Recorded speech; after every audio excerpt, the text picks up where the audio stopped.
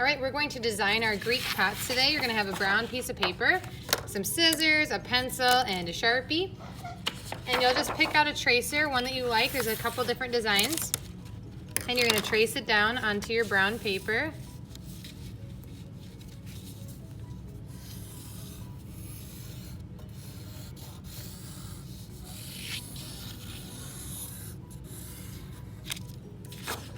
And cut it out.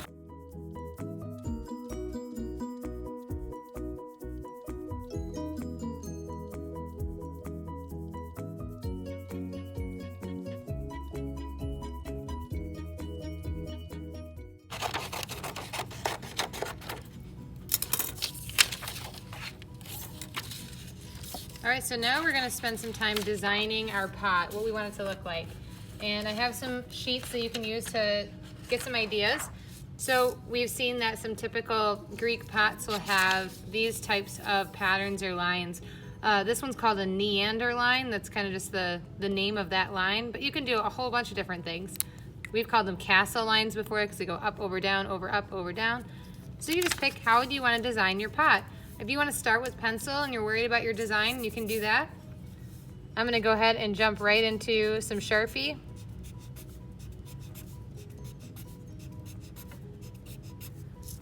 So think about, you have the lip of your pot, this would be the neck of the pot, and this is the body of the pot, and the very bottom is the foot. So just kind of like the same terms that we use for our body, so you can think about what kind of lines you want on your pot,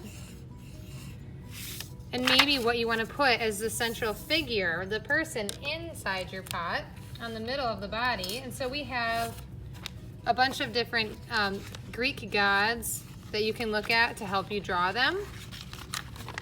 And you can draw them however you want on your pot. It doesn't have to look exactly like this. But some of these, you might have to include certain things, like Hermes was the god of travel, messengers, trade, among many other things, athletics, animals. So he had these winged sandals, and those are sort of to signify that he could fly or run so fast, it's almost like he was flying. So if you were going to do Hermes, you can make your Hermes look different, but you might want to include his winged boots there. Just like, you know, Hera might have, she's the goddess of, or she loved jewelry, and so she might include jewelry on Hera. So you decide. If you want to draw a person though, you might want to start with pencil, draw an oval for their head, and then you can start by drawing a stick figure.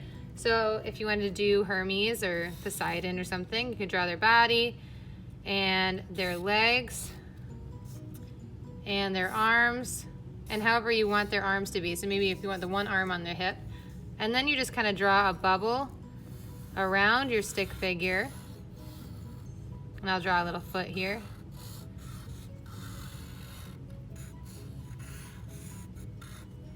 And then you can start adding all the fun details, what types of clothes they're wearing, different things like that.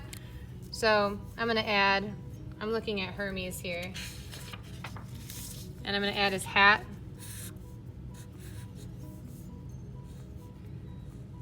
And his beard. His neck.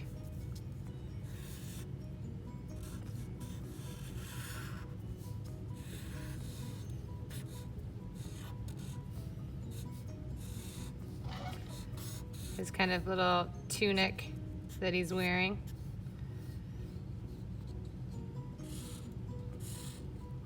And then I want to have his winged boots on there.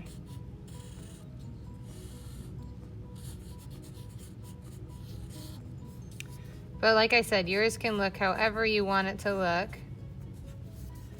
Just make sure that you include lots of Greek patterns.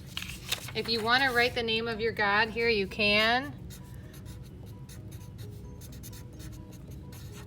And then you can include lots and lots more details.